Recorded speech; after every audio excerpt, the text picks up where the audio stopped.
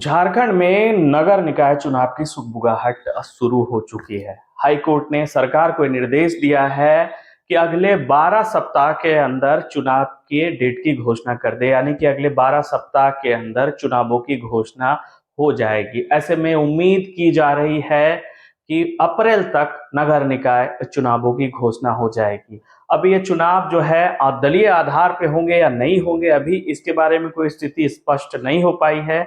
लेकिन अगर चुनाव दलीय आधार पे होते हैं, यानी कि जो राजनीतिक दल हैं वो अपने दल के साथ चुनाव लड़ेंगे, तो भी राजनीति दिलचस्प होगी। और अगर दलीय आधार पे चुनाव नहीं होते हैं नगर निकाय के, तो भी राजनीतिक दलों की सक्रियता रहेगी। क्योंकि इस तरह के जो चुनाव होते हैं उसमें आम नागरिक को तीसरे मत का अधिकार मिलता है, और बहुत महत्वपूर्ण इसलिए भी हो जाता है क्योंकि नगर निकाय के चुनाव में जो मेयर चुनकर आते हैं उनका दबदबा होता है अपने क्षेत्र में, और कहीं ना कहीं उसका प्रभाव राजनीति में भी पड़ता है। ऐसे में अगर ये चुनाव होते हैं तो जो लिस्ट, यानी कि जो मतदाताओं की सूची चुनाव में 2024 के विधानसभा चुनावों में जारी की गई थी, उसी सूची के आधार पे उन्हीं मतदाताओं को मताधिकार का प्रयोग करने को उनको अधिकार मिलेगा, क्योंकि नई सूची अभी जारी नहीं की जा सकेगी। यानी कि ये स्पष्ट हो चला है कि जो मतदाताओं की सूची है उसी सूची के आधार पे वही मतदाता होंगे नगर निकाय चुनाव के। अब सबसे बड़ी जो महत्वपूर्ण बात है कि ये चुनाव कहीं ना कहीं राजनीतिक दलों के लिए भी महत्वपूर्ण है, क्योंकि जब नगर निकाय के चुनाव होते हैं तो राजनीतिक दलों की सक्रियता बढ़ जाती है। ऐसे में तमाम जो झारखंड के बड़े राजनीतिक दल हैं, चाहे जेएमएम की बात कर लें, बीजेपी की बात करें या फिर कांग्रेस की बात करें, सभी ने अपने अपने प्रत्याशियों को तैयार करके रखा हुआ है। यानी कि अगर प्रत्यक्ष रूप से पार्टी के बैनर तले चुनाव लड़ने के लिए पहुंचते हैं तो भी उनकी तैयारी है, और अगर अप्रत्यक्ष रूप से भी चुनाव लड़ते हैं तो कहीं ना कहीं उनको भी पार्टी का समर्थन मिलेगा। ऐसे में मानगो नगर निगम की हम बात आज कर रहे हैं। मानगो नगर निगम में मुकाबला काफी दिलचस्प हो सकता है, क्योंकि यहाँ से जो नगर निगम है मानगो का, वो पश्चिम जमशेदपुर विधानसभा सीट से आता है, और इस सीट पर इस वक्त जदयू के विधायक सरयू राय हैं। उन्होंने पूर्व स्वास्थ्य मंत्री बन्ना गुप्ता को करीब 6000 के मार्जिन से हराया था पिछले विधानसभा चुनावों में।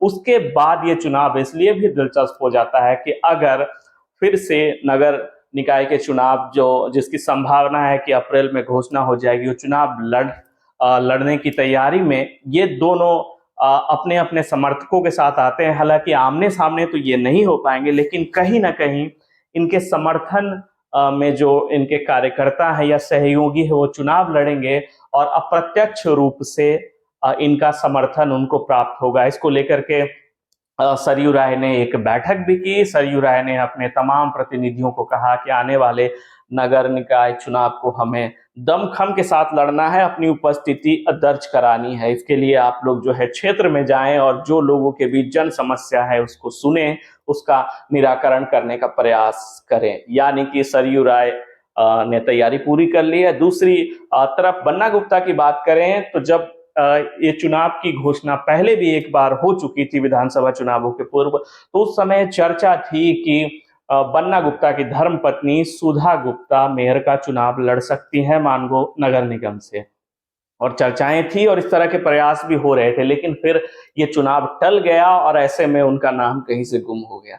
लेकिन फिर से अगर चुनाव की तैयारी शुरू होती है तो फिर से उनका नाम, संभव है कि फिर से उनका नाम सामने आ सकता है, या अगर नहीं भी नाम उनका सामने आता है तो कोई ऐसा विपक्ष का प्रत्याशी जरूर होगा जिसे बन्ना गुप्ता का समर्थन प्राप्त होगा। यानी कि एक बार फिर विधानसभा चुनावों के बाद हम सरयू राय को और बन्ना गुप्ता को नगर निकाय के जो चुनाव है उसमें आमने सामने देख सकते हैं। हालांकि इसका परिणाम क्या निकल कर आएगा और जनता किसे समर्थन करती है अपना और नगर निगम में पहुंचाती है, देखने वाली बात होगी। लेकिन ये जो लड़ाई, राजनीतिक लड़ाई फिर से तैयार हो रही है, जिसकी पृष्ठभूमि चुनावों में होगी, वो एक दिलचस्प लड़ाई होगी। और कहीं ना कहीं बन्ना गुप्ता का यह प्रयास होगा कि जिस तरह से उनको बहुत कम मार्जिन से हार मिली है, उस हार की भरपाई ये अपने किसी ऐसे प्रत्याशी, ऐसे कैंडिडेट को मैदान में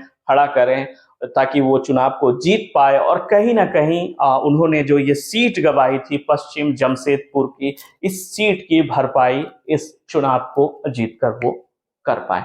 तो इस पूरी खबर पे आपकी क्या राय है, आपकी क्या प्रतिक्रिया है, हमें अवगत जरूर कराएं। खबरों के लिए हमारे साथ जुड़े रहें और देखते रहें न्यूज़ चैनल।